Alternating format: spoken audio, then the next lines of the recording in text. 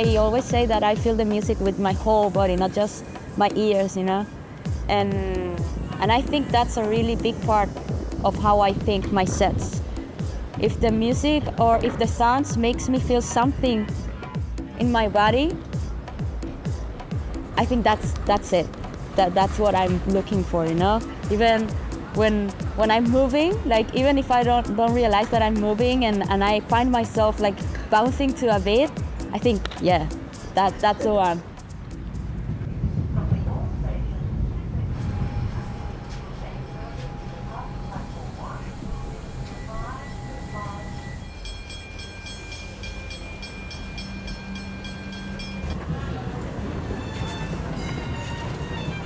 Hi, my name is Anita B Queen. I'm from Argentina, Buenos Aires, and I'm a DJ, I would say, mainly a DJ, but I'm actually kind of a multifaceted artist, so yeah, I also a composer, producer, I don't know, actress, artist, yeah, let's just leave it there, I'm an artist.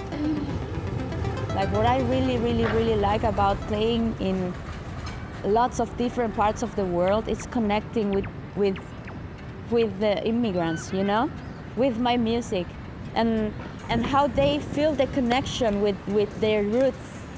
Even being like, I don't know, I sometimes, like, maybe I go to China and I find Latin people, and just because I played, I don't know, Bad Bunny, you know, they feel so close to their house. Somehow they feel close to their family, to their countries, and that's really nice. Like going to a club, playing a track that means something for you, and making someone else like feel near their houses, even if they're like miles away. That's really nice, and that's what I want to keep doing, you know, connecting with a lot of Argentinian or Latin people all around the world, and try to feel close, you know, even we are apart from our families, or try to make them feel like they are close also, you know, because music unites. So for me, that's something very nice. Yeah.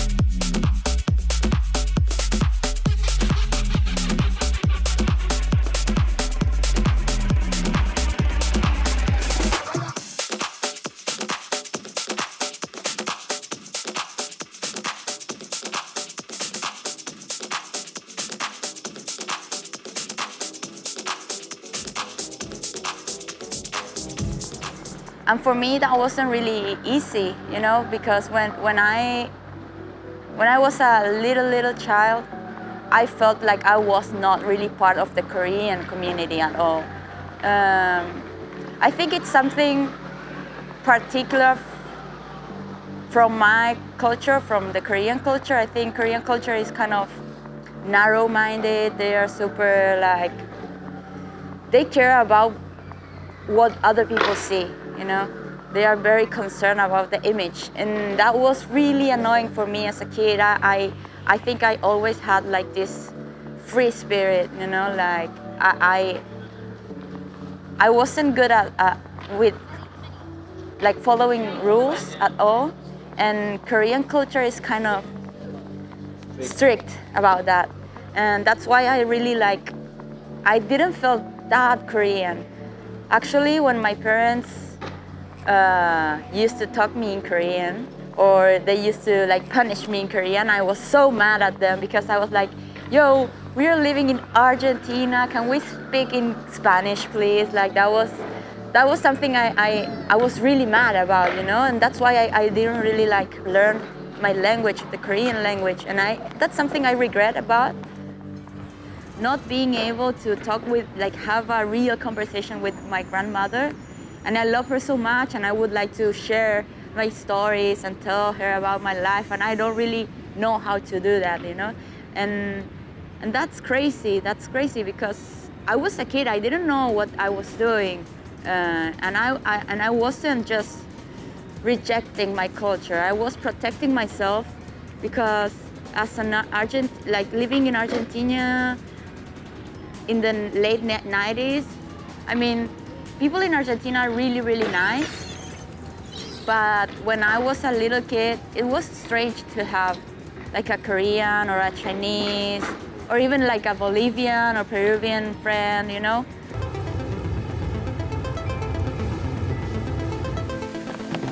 Lleva esto por allá.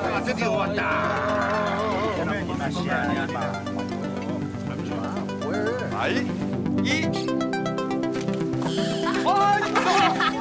Yeah, people were more rude in those times. And I think that was my way to protect myself. I wanted to feel Argentinian in order to coexist with my Argentinian friends, you know? I was like, no, like I look like this, but I'm actually Argentinian. Or even when they asked me where I was from, I always said, I'm from here, I'm from Argentina, you know? And I was completely avoiding my roots. And that was something crazy, and I grew up feeling this distance with my own culture. And I would really like to speak with elder generation, you know? Because I think that's the way we learn about each other, you know? I think I have a lot to learn about my ancestors. And I know they have a lot to learn about new generations. And that would be so nice to happen. I think it's happening, like slowly, but it's happening. So I'm very happy to be part of that moment. It's really nice.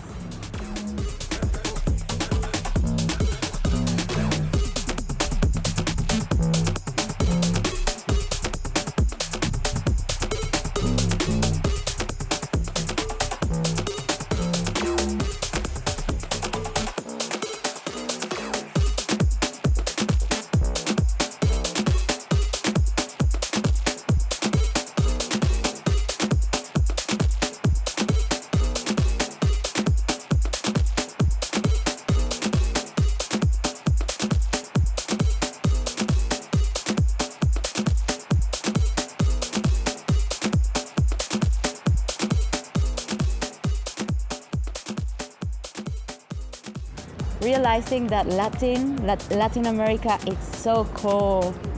I think they just realized that.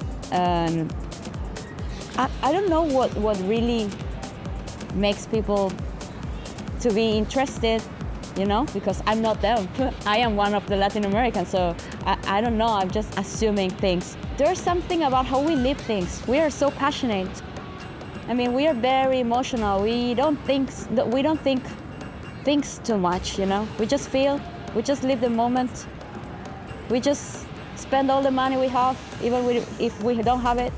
You know, we like to enjoy life. We don't really like to work, you know. We like to enjoy our nature, getting together with family and have that nice dinner, even if it's not a bougie dinner, you know. Just, I don't know, sharing a piece of bread, you know. It's about the meeting. It's not about the things, you know, the material things. In Latin relationships, we have deep conversations. We are real, you know. We are very honest.